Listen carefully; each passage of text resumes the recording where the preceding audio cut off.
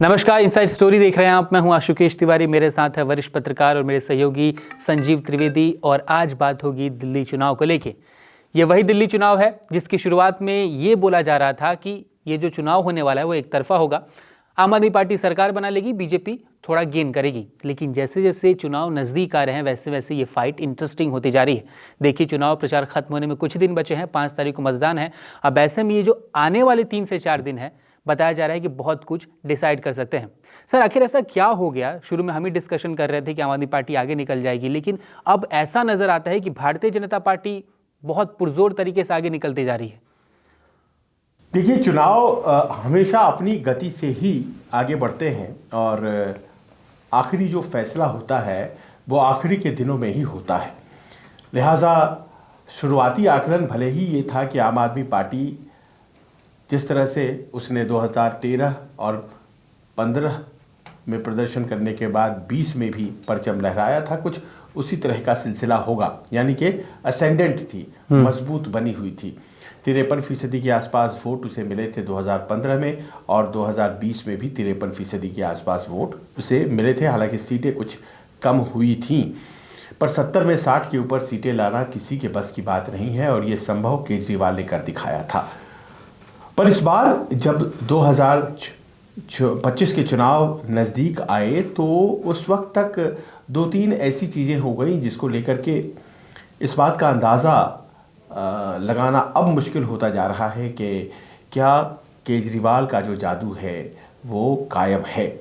आज की तारीख में एक बदलाव के तौर पर हम इस बात को तो शुरू में ही कह सकते हैं, ये कह सकते हैं कि जो 2015 और 2020 के केजरीवाल थे वो आशुकेश इस वक्त नहीं है। वो जो उनका जलवा था, वो जो उनकी चमक थी, वो कम से कम 2025 में ये जो चुनाव 5 तारीख को होने जा रहे हैं इसमें वो नहीं है। लेकिन दूसरी तरफ इस बात को भी मानना पड़ेगा कि चेहरे के तौर पर आज की तारीख में मुख्यमंत्री कौन बने, एकमात्र चेहरा जो कि तीनों मुख्य दावेदारों में से पार्टियां दे पाई हैं उसमें आम आदमी पार्टी की तरफ से केजरीवाल हैं। कौन चेहरा है भारतीय जनता पार्टी का, हम और आप नहीं जानते। कौन चेहरा है कांग्रेस का, हम और आप नहीं जानते। लेकिन एक चेहरे के तौर पर केजरीवाल की दावेदारी सबसे आगे है। पर क्या ये इस बार काफ़ी है? और यही प्रश्न है। और इन प्रश्नों को हम अगर थोड़ा ब्रेक डाउन करें तो हम पाएंगे कि केजरीवाल की जो जीत के आधार थे वो आधार क्या हिल गए हैं। पहली बात तो ये है कि केजरीवाल और आम आदमी पार्टी के पास जो भी वोट हैं वो तमाम वोट शिफ्ट हुए हैं कांग्रेस पार्टी से। ये सब लोग जानते हैं इस बात को कि एक बारगी शीला दीक्षित को छोड़ करके तमाम वोट कांग्रेस पार्टी के निकल कर आम आदमी पार्टी की तरफ चले आए थे और वो 2013 और 2015 के चुनाव थे। लेकिन उसके बाद से उस वोट को कायम रखने में 2020 में सफलता पाई थी केजरीवाल ने। और वो जो आधार वोट थे वो थे, पहले दिल्ली में एक बड़ी आबादी दलितों की है, दलित समाज के वोट, खासतौर पर वाल्मीकि समाज, बड़ी संख्या उनकी है। और वो वोट एकदम पहले जो कांग्रेस के साथ हुआ करते थे वो केजरीवाल 2015 के साथ जो आए तो फिर वहीं रह गए और पिछले 10 सालों से उनके साथ हैं। दूसरा वोट मुस्लिम समाज का वोट जो कि करीब 16-17%, ये तो पुराना आंकड़ा है, हो सकता है वो बढ़ गया हो, तो ये वोट भी एक तरफा केजरीवाल को जाता था। इस बार ये देखा जा रहा है कि भारतीय जनता पार्टी के पास अपना वोट बैंक, उसका जो करीब 35 से 40% के आसपास का है, जो कि लोकसभा चुनाव में उससे ज़्यादा हो जाता है, लेकिन विधानसभा चुनाव में इतना तो रहता ही है। ये वोट उसका इंटैक्ट है। लेकिन केजरीवाल के वोटों में कहीं ना कहीं ऐसा लगता है कि एक डेंट सा लग रहा है, क्योंकि बड़े अग्रेसिव तरीके से कांग्रेस चुनाव लड़ रही है। बीच में ऐसा लगने लगा था राहुल गांधी साइलेंट हैं, प्रियंका गांधी साइलेंट हैं कांग्रेस के अध्यक्ष मल्लिकार्जुन खड़गे, तो फिर इसका मतलब कांग्रेस ने हथियार डाल दिए हैं। लेकिन जब से राहुल गांधी ने दिल्ली चुनाव में उतरकर इस बात का फैसला किया कि वो अग्रेसिव तरीके से केजरीवाल के ऊपर हमले बोलेंगे और इस बात की चिंता नहीं करेंगे कि इंडिया गठबंधन का क्या होगा, जिसमें वो दोनों सहयोगी थे, तब से ऐसा लगता है कि जैसे दिल्ली में वो तमाम वोटर जो केजरीवाल से थोड़े नाराज से थे, उन्हें एक नया रास्ता मिल गया है। और ये मैं घूम रहा हूँ दिल्ली में, कवरेजेस के दौरान मुझे एहसास हो रहा है। तो ऐसा नहीं है कि कांग्रेस को केजरीवाल को डैमेज करने के लिए बहुत ज़्यादा कोशिश करनी पड़ेगी। कांग्रेस के पास महज 4% वोट्स आई थी साल 2020 के चुनाव में। अगर यह आंकड़ा थोड़ा भी बढ़ जाता है, 4 से वो 8% हो जाता है, 10% हो जाता है, तो आप ये समझ लीजिए कि एक मैसिव डेंट केजरीवाल जी के वोट बैंक में सेंध लग जाएगा और इसका बड़ा नुकसान सीट के टर्म्स में होगा। और यही एक बात है जिस कारण से ऐसा लग रहा है कि कहीं कांग्रेस मजबूत से लड़ती हुई केजरीवाल के उस किले को धराशायी तो नहीं कर रही है जो पिछले 10 साल से दिल्ली में बना हुआ है। लेकिन सर, हम जब भी बात करते हैं कि केजरीवाल के वोट बैंक में डेंट पड़ेगी जब कांग्रेस को ज़्यादा वोट्स मिलेंगे, अभी आपने बताया कि दिल्ली में दलित मतदाता बहुत ज़्यादा है। आज राहुल गांधी ही दलितों से बात कर रहे थे। अगर बीजेपी का वोट शेयर बढ़ता है तो दलित मतदाता उस तरफ झुकेंगे, लेकिन राहुल गांधी ने आज अपने भाषण में साफ साफ कहा कि अगर आपने वोट नहीं दिया होता तो आरएसएस सत्ता में नहीं आई होती। तो क्या ये मुमकिन नहीं है कि अगर कांग्रेस गेन करेगी तो वहां झटका बीजेपी के लिए भी हो सकता है, क्योंकि जनरल कैटेगरी के वोटर्स उतने ज़्यादा नहीं हैं दिल्ली में, अगर आप आंकड़े देखिएगा तो। यहाँ देखिए, एक इंटरप्रिटेशन तो ये है कि हो सकता है कि जो वोट केजरीवाल से नाराज हैं वो वोट अभी भारतीय जनता पार्टी को जा रहे थे, और वो वोट अगर कांग्रेस को चले जाते हैं तो फिर इसमें भारतीय जनता पार्टी का नुकसान है। ये एक इंटरप्रिटेशन है और हो सकता है कि कुछ सीटों पर इसका असर आपको देखने को मिले भी, लेकिन ज़्यादातर सीटों पर मैं आपको ये निश्चिंतता के साथ बता सकता हूँ कि ऐसा नहीं है। ख़ासतौर पर जो सीट्स मुस्लिम समाज के प्रभाव वाली क्षेत्र हैं, जैसे कि अब फर्ज करें आप कि ओखला की सीट है। अब दिल्ली में ओखला की सीट को एक जिसे कहते हैं कि पॉलिटिकल बैरोमीटर उस तरह से लिया जाता है कि वहाँ जो हो रहा है तो बाकी जगहों के बारे में वहाँ से पता चलता है। तो मैं वहाँ कवरेज कर रहा था, वहाँ से आम आदमी पार्टी के जाने माने चेहरे हैं। अमानतुल्लाह खान, वो 3 बार से चुनाव जीत रहे हैं वहाँ से। उसके पहले कांग्रेस के आसिफ खान जीते थे जो दूसरे दलों में भी रहे हैं। उनकी बिटिया इस बार कांग्रेस की टिकट पर आरिबा खान अमानतुल्लाह खान को चैलेंज कर रही हैं। वहीं तीसरे उम्मीदवार के तौर पर ओवैसी साहब की पार्टी के शिफाउर रहमान वो भी मैदान में हैं, और अभी तक तो उनकी पत्नी प्रचार कर रही थी, लेकिन अब कस्टडी पे रोल मिल जाने से वो भी खुद प्रचार में आ गए हैं। तो एक मुस्लिम डोमिनेटेड इलाका है जिसमें कि 3 बड़े मुस्लिम उम्मीदवारों का हमने नाम लिया। भारतीय जनता पार्टी के मनीष चौधरी चुनाव लड़ रहे हैं। अमानतुल्लाह खान के इलाके में जब मैं गया बटला हाउस में, और वहाँ पर मैंने पाया कि अमानतुल्लाह खान के लिए एक सपोर्ट बेस तैयार है, लेकिन उसी इलाके में रहने वाले शिफाउर रहमान जो कि ओवैसी की पार्टी AIMIM से पतंग छाप से चुनाव लड़ रहे हैं, उनके लिए बहुत लोगों को लगता था कि उन्हें वोट दिया जाएगा। इस बार दूंगा वोट, इसलिए दूंगा क्योंकि ये आदमी कौम के लिए खड़ा रहा, ये दंगों का आरोपी है और इसे फंसाया गया है। तो एक इमोशनल भावना मैंने कनेक्ट देखा। मैं जब शाहीन बाग गया, मैंने पाया कि वहाँ पर आरिबा खान जो कि कांग्रेस के उम्मीदवार हैं, उनके लिए अच्छा सपोर्ट था। वो उस इलाके से काउंसलर भी हैं, तो एक चुनाव जीतने के बाद अब वो विधायक के चुनाव में खड़ी हो रही हैं। तो ऐसा लगा मुझे जैसे कि कहीं ना कहीं वो जो कंसोलिडेशन आम आदमी पार्टी के पक्ष में मुस्लिम वोट्स का ओखला में पिछली दफ़ा दिखा था, इस बार ऐसा लग रहा है कि वो बढ़ जाएगा। डिफरेंट डायरेक्शंस में वोट बट रहे हैं। मैं मानता हूं कि हो सकता है कि चुनाव जाते जाते ज़्यादातर वोट्स आम आदमी पार्टी या जीतने वाले उम्मीदवार को आ जाए, क्योंकि एक डर होता है कि कहीं भारतीय जनता पार्टी न जीत जाए। लेकिन फिर भी मैं इस बात को यकीन के तौर पर कह सकता हूं कि मुस्लिम वोट्स में डिवीज़न तो ओखला में दिखेगा, और वो डिफरेंस अगर बहुत ज़्यादा का हो जाता है तो फिर वहाँ पर अमानतुल्लाह खान को नुकसान हो सकता है, हार भी हो सकती है। मैं आपको उदाहरण दे सकता हूँ मुस्तफ़ाबाद का। वहाँ भी ओवैसी की पार्टी के उम्मीदवार जो दंगों के आरोपी हैं ताहिर हुसैन, वो खड़े हैं। वहाँ पर अली मेहदी कांग्रेस के उम्मीदवार हैं जो कि बड़े पॉपुलर चेहरे के तौर पर हैं, और आम आदमी पार्टी के हसन हैं। अब दिक्कत है कि हसन तो लगातार वहाँ पर हसन की पार्टी जीत रही है, लेकिन जिन्हें बार बार जीत मिल रही थी उनकी कैंडिडेचर को इस बार आम आदमी पार्टी ने खारिज किया, क्योंकि वो अनपॉपुलर थे और उनसे टिकट लेकर के किसी नए लड़के को हसन को दिया।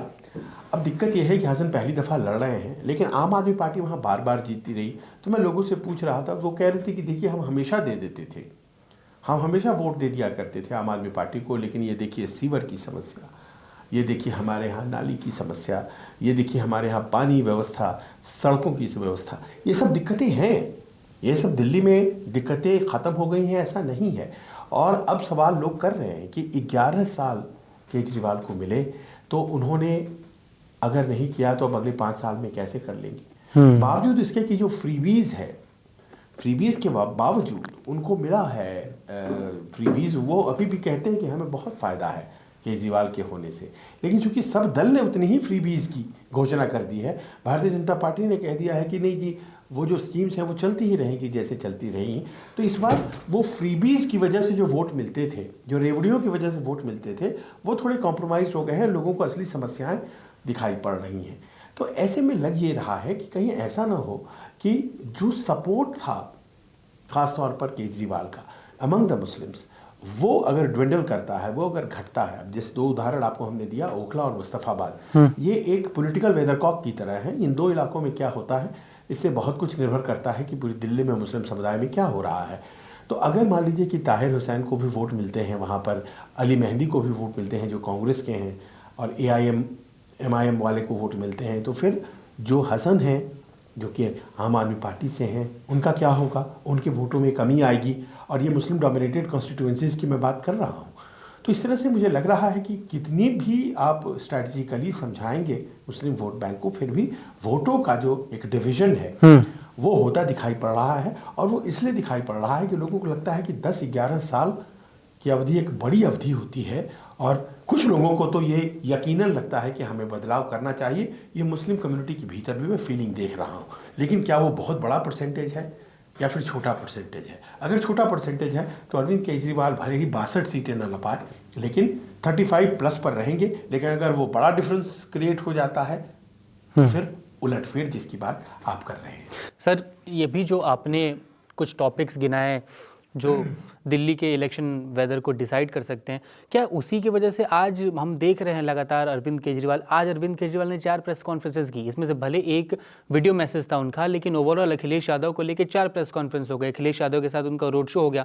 हर छोटी बात पर अरविंद केजरीवाल आते हैं, प्रेस कॉन्फ्रेंस करते हैं। वो चाहे दिल्ली से अभी बजट पेश होने वाले, अरविंद केजरीवाल दिल्ली चुनाव के बीच में आके बजट पे प्रेस कॉन्फ्रेंस करते हैं।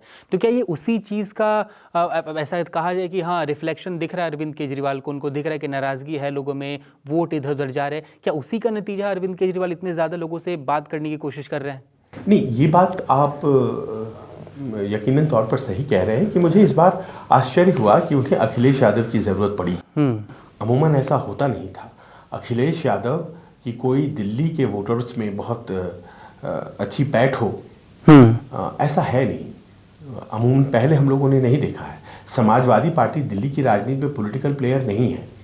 बिहार के कुछ नेता आकर प्रचार करें तो वो मेरी समझ में फिर भी आती है, लेकिन अमूमन मैंने कभी देखा नहीं। लेकिन ये बात एक संदेश के तौर पर एक बात सर, क्या तेजस्वी बिहार की बात कर रहे हैं तो उधर से नीतीश कुमार की पार्टी के नेताओं को बीजेपी ने बुलाया, टिकट भी दिया, चिराग पासवान भी आए, तो क्या ऐसा हो सकता था कि वो भी कांटेक्ट कर सकते थे बिहार में तेजस्वी यादव की, हाँ भाई आइए प्रचार कीजिए, कि तेजस्वी यादव सेफ हो गए? दिल्ली में तो एनडीए चुनाव लड़ रहा जी, लिहाजा 2 तारीख को एक बड़ी सभा भी होनी है दिल्ली के सफदरजंग एनक्लेव में, जिसमें कि प्रधानमंत्री रहेंगे और तमाम एनडीए के नेता।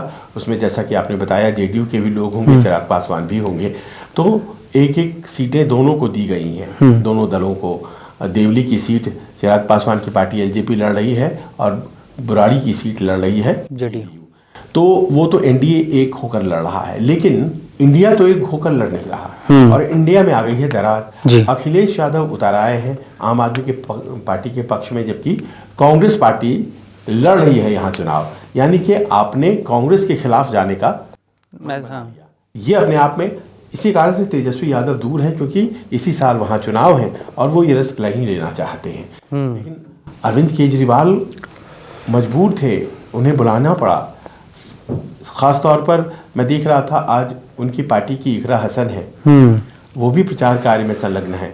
मुसलमानों के बीच ये जो टूट है, ये जो दरार आ रही है, ऐसा लगता है कि इसने चिंता के बादल केजरीवाल जी की जो शीर्ष नेतृत्व और उनकी स्ट्रैटेजी टीम है उनको भी दिए हैं। और इसी कारण से उत्तर प्रदेश का एक बड़ा मुस्लिम बहुल वर्ग जो है वो दिल्ली में रहता है, जो पश्चिमी उत्तर प्रदेश से ताल्लुक रखता है जी। और वो एक्सप्लेन करता है कि इकरा हसन जैसी नेताओं को क्यों दिल्ली में उतारा गया है। और खुद अखिलेश जो कि आज की तारीख में तमाम मुस्लिम वोट्स अकेले लेते हैं उत्तर प्रदेश में, वो आए हैं और उनके आने से एक विश्वास जमेगा। केजरीवाल के पक्ष में वो बोल रहे हैं, उन्होंने ये भी कह दिया कि राहुल गांधी वोट बर्बाद, मतलब वो इस तरह से नहीं, लेकिन उन्होंने कहा कि किसी और को देना मतलब वोट बर्बाद करना, नाम उन्होंने नहीं लिया। लेकिन इस तरह से कहने और करने की ज़रूरत इसीलिए ना पड़ रही है कि कहीं ना कहीं शक हो गया है जी। दूसरी तरफ आप देखिए कि किस तरह से कई फ्रंट्स पर केजरीवाल लड़ते दिखाई पड़ रहे हैं। यमुना के सवाल पर भारतीय जनता पार्टी से लड़ाई होते होते उनकी लड़ाई इलेक्शन कमीशन तक पहुंच गई और उन्होंने जिस तरह की बातें कही थी, अब इलेक्शन कमीशन उनके पीछे पड़ा है कि भाई बताओ आपकी कैसे, आपने कहा कि अमोनिया पानी में है, आपके पास क्रेडिबल सोर्सेज क्या है, उनको कहा है साबित करने के लिए। उन्होंने इलेक्शन कमीशन पर बेबाक हमला किया है और वो हमला भी बड़ा अजीब है। उन्होंने चुनाव आयुक्त को ही कहा है कि आप राजनीति करते हैं, आप इलेक्शन, आपको इतिहास माफ नहीं करेगा। इनफैक्ट मुझे लगता है कि हमें वो बाइट सुनानी चाहिए। ईसीआई को मैं ये कहना चाहता हूं पूरे सम्मान के साथ, उनको दिल्ली के अंदर खुलेआम पैसे बट रहे हैं वो दिखाई नहीं दे रहा। उनको दिल्ली के अंदर रोज चादरें बट रही, अभी भी बट रही है, कल शाम को भी बटी चादरें, वो दिखाई नहीं देती। हमने बताया कि पैसे किसके घर में पड़े हैं वो दिखाई नहीं देता। ईसीआई राजनीति कर रहा है। क्यों? क्योंकि राजीव कुमार को पोस्ट रिटायरमेंट 28 फरवरी को पोस्ट रिटायरमेंट उनको नौकरी चाहिए। मैं राजीव कुमार जी को कहना चाहता हूं, इतिहास उन्हें माफ नहीं करेगा। जितना कबाड़ा राजीव कुमार जी ने इलेक्शन कमीशन का किया है, मुझे लगता नहीं कि भारत के इतिहास में इलेक्शन कमीशन का इतना कभी कबाड़ा हुआ है। मुझे पता है ये 2 दिन के अंदर मुझे जेल में डालेंगे, डाल दे मुझे जेल के अंदर। जिस तरह की आज भाषा उन्होंने इलेक्शन कमीशन ने लिखी है, ये इलेक्शन कमीशन का काम नहीं है। अगर राजनीति करनी है, राजीव कुमार लड़ने एक सीट से दिल्ली की किसी विधानसभा से। खुलेआम दिल्ली के अंदर गुंडागर्दी मची पड़ी है, खुलेआम पैसे बांटे जा रहे हैं, खुलेआम चादरें बांटी जा रही हैं। इस किस्म का चुनाव इस देश की जनता ने कभी देखा ही नहीं था। मैं 3 बोतलें इलेक्शन कमीशन के लिए भी भेज दूंगा। हमारे पास 20 बोतलें हैं, कल रात को हमने लैब में बनवाई है। 20 बोतलों का पानी में 3 बोतलें राजीव कुमार जी को भेज दूंगा। वो प्रेस कॉन्फ्रेंस में तीनों इलेक्शन कमिश्नर पी के दिखा दें, हम मान जाएंगे कि हमने गलती की है। दर्शकों को इस एक बयान में वो जो एक नाराजगी है और सिचुएशन को जो उनके अंदर एक फ्रस्ट्रेशन नजर आ रहा है, पानी की एक जो बात है वो दिखाई पड़ रही है। और ये जो है, ये अमूमन केजरीवाल ऐसे नहीं थे, इस तरह से उनका हिसाब किताब नहीं था। लेकिन ये है कि मुस्लिम वोट अगर खिसकता है तो एक बहुत बड़ा नुकसान, क्योंकि देखिए मुस्लिम समाज इस पूरे प्रदेश के 70 की 70 सीटों पर है और उसमें कुछ सीटें तो ऐसी हैं, आप जानते हैं साहब, वहाँ पर वो निर्णायक है, वो संख्या 10 के आसपास है, लेकिन है वो हर जगह और वो अभी तक आम आदमी पार्टी के साथ है। अगर उसके दिमाग में, अब जैसे मैं आपको उदाहरण देता हूँ, जंगपुरा की सीट है, मनीष सिसोदिया लड़ रहे हैं चुनाव, वहाँ पर उनके सामने फरहाद सुरी कांग्रेस के द्वारा उतार दिए गए हैं। वहाँ पर तरविंदर मारवाह जो एक मजबूत कांग्रेस के उम्मीदवार पहले हुआ करते थे, अब वो भारतीय जनता पार्टी से है। और तरविंदर मारवाह के बारे में मैं आपको बताऊं, 3 बार वो वहां से जीते हैं और जब जब वो आम आदमी पार्टी से हारे तब भी वो 15,000 अपने वोट लेकर के आते थे, अपने व्यक्तिगत दम पर, जबकि कांग्रेस को 3% 4% वोट मिल रहा था, तो वो 15-20 हज़ार वोट ले लेते थे अपने क्षेत्र में, क्योंकि वहाँ पर पंजाबी माइग्रेंट्स का इलाका है। लाजपत नगर से शुरू होकर वो दरियागंज तक बड़ा क्षेत्र है जाता है। इस बार वो भारतीय जनता पार्टी में है। हर बार वहाँ आम आदमी पार्टी जीत रही थी, लेकिन भारतीय जनता पार्टी भी अच्छी खासी संख्या में वोट लाती थी। तो मारवाह के अपने वोट और भारतीय जनता पार्टी के वोट मिला दीजिए तो एक स्ट्रांग वोट बैंक है। मनीष सिसोदिया वहाँ इसीलिए चले गए अपनी सीट पटपड़गंज छोड़ करके कि उन्हें लगा कि 3 बार से जीत रही आम आदमी पार्टी इस बार भी जीत जाएंगे। उन्हें अंदाजा नहीं था कि कांग्रेस पार्टी वहाँ पर फरहाद सुरी को खड़ा कर देगी, जो कि मुस्लिम उम्मीदवार हैं। अब उस इलाके में देखिए कौन सा इलाका आता है, उस इलाके में आता है निज़ामुद्दीन जी। अब ये निज़ामुद्दीन बस्ती और निज़ामुद्दीन के आसपास का जो पूरा इलाका है, हज़रत निज़ामुद्दीन औलिया का दरगाह पूरे देश, इसलिए इकरा हसन घूमते हुए नजर आई मैं थी। वहाँ गया तो मैंने पाया कि सब कह रहे हैं कि साहब हम तो कांग्रेस को वोट देंगे, फरहाद सूरी को वोट देंगे। अब ये वोट बैंक मनीष सिसोदिया को न जाकर फरहाद सूरी को चला जाता है, तो आप देखिए क्या नुकसान होगा। फरहाद सूरी चुनाव नहीं जीत रहे हैं, लेकिन चूंकि वो एकमात्र मुस्लिम कैंडिडेट हैं और उनको अगर वोट चला जाता है मुस्लिम समाज का एक बल्क वोट, और भले ही ज्यादातर वोट मिले मनीष सिसोदिया को, लेकिन एक सेक्शन अगर उनको मिल जाता है तो मनीष सिसोदिया की कैंडिडेचर फंस जाएगी जी। तो इस तरह की दिक्कतें हो रही है। इस कारण से अखिलेश को लाना पड़ा है। ये कितना गैम्बल सक्सेसफुल होता है पता नहीं। दूसरी बात, मैं गया मंदिर मार्ग में एक वाल्मीकि मंदिर है, आप जानते हैं, वहाँ हर नेता जाते हैं और वहाँ पर मत्था टेक करके अपनी कैंपेन की शुरुआत करते हैं। वही एक जगह थी जिसकी प्रेरणा से उन्होंने झाड़ू अपना चुनाव चिन्ह लिया था अरविंद केजरीवाल ने, क्योंकि वाल्मीकि समाज के लोग जो कि सफाई कार्य में दिल्ली सरकार में काम करते हैं वो ज़्यादातर उसी इलाके में बसाए गए हैं। मैं भी वहाँ गया, दलित समाज के लोगों से हमने बात किया और मुझे जान के बहुत आश्चर्य हुआ कि एक बड़ी स्पष्ट नाराज़गी दिखाई पड़ रही थी अरविंद केजरीवाल, वाल्मीकि समाज में अरविंद केजरीवाल। और मैं बहुत आश्चर्य में था। मैंने कहा कि देखिए उन्होंने अपना कैंपेन यहीं से शुरू किया। झाड़ू उन्होंने इसलिए लिया क्योंकि वो चाहते थे कि वाल्मीकि समाज, तो बोला हमने इमोशनल होकर के उनको वोट दे दिया। दरअसल ये जो आप देख रहे हैं पूरा बनाया हुआ ये फ्लैट्स और ये पार्क और ये सब कुछ, ये तो कांग्रेस का दिया हुआ है। शीला दीक्षित ने करके हमें दिया था। उन्होंने तो 10 साल में हमारी बेटों को नौकरियां नहीं मिली, कॉन्ट्रैक्चुअल भी नहीं मिलता है, सेक्शन निकला करती थी वो अब नहीं निकलती है। और देखिए क्या हुआ है यहाँ पर, कुछ हुआ है क्या? कुछ भी तो नहीं हुआ है। जो मिला था तब मिला था। तो इस बार तो मुझे लगता है कि भारतीय जनता पार्टी और कांग्रेस में तय करेगी यहाँ की। अब मैं बहुत आश्चर्य में पड़ गया। भारतीय जनता पार्टी बड़े अग्रेसिव तरीके से काम कर रही थी और जो युवा वर्ग वहाँ दिखा वो भारतीय जनता पार्टी के साथ वाल्मीकि समाज का जुड़ता हुआ दिखाई पड़ा। मान लीजिए कि इस तरह का जो एक संकेत है, और वो वहाँ जो रह सरकारी नौकरियों में अच्छे खासे खाते पीते वाल्मीकि समाज के लोग वहाँ मुझे दिखे, तो अगर मान लीजिए दूसरी जगहों पर यही संदेश जाता है तो ये तो दलित वोट बैंक में भी एक तरह से एक दरार सी आ रही है।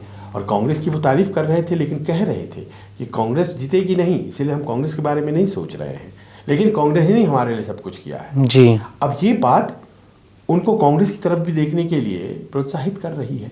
तो कहीं ऐसा तो नहीं है कि कुछ उलटफेर हो रहा है। आज राहुल गांधी एक दलित इन्फ्लुएंसर्स के साथ बैठे हुए हैं और उन्होंने जो बातें कही हैं उनको सुनिए आप। आपको ऐसा लगेगा कि उन्हें अंदाजा हो गया है इस बात का कि दलित समाज हमारी तरफ देख रहा है। तो मुस्लिम समाज और दलित समाज यही तो आधार है ना आम आदमी पार्टी की जीत के। अगर ये दोनों कांग्रेस की तरफ जरा भी देखने लग जाएं तो आप समझिए कि क्या होने वाला है। पहले राहुल गांधी को सुनिए, जब वो एड्रेस कर रहे हैं तो वो क्या कह रहे हैं। दलित समाज के लोग यहाँ बैठे हुए। इंदिरा गांधी जी के टाइम फुल कॉन्फिडेंस मेंटेन थी। दलित, आदिवासी, माइनॉरिटी, अति पिछड़ा ये सब जानते थे कि इंदिरा गांधी जी लड़ जाएंगी, मर जाएंगी उनके लिए। और मैं कुछ दिन पहले एम्स का वहां फ्लाईओवर के नीचे गया रात के टाइम गया था। वहां कौन बैठे थे? वहां कौन बैठे थे? दलित, पिछड़े, आदिवासी सब वहां बैठे हुए थे। मनरेगा की लाइन में जाके देखो, दलित, पिछड़े, आदिवासी वहां मिलेंगे आपको।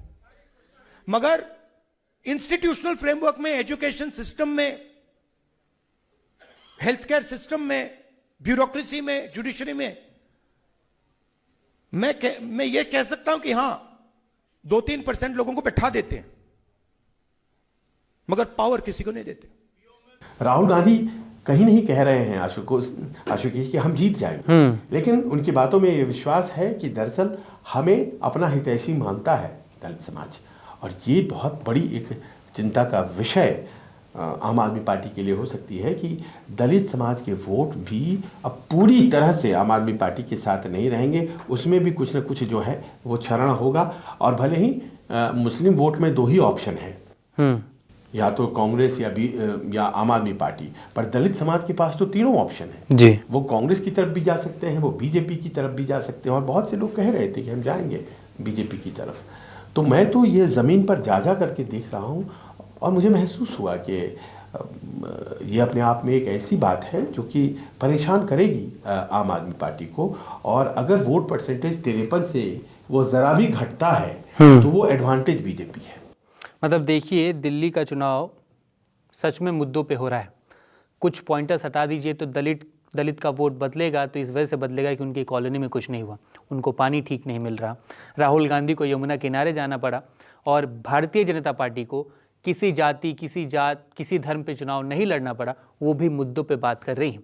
देखते हैं दिल्ली चुनाव में महज 5 दिन बचे हैं, कितनी बदलाव होते हैं। आज से इनसाइड स्टोरी आपके पास रोज आएगी, रोज ऐसे एक्सप्लेनेशंस लेके हम आपके सामने हाजिर होंगे। वीडियो कैसी लगी कमेंट में ज़रूर बताएं और चैनल को सब्सक्राइब ज़रूर करें। धन्यवाद।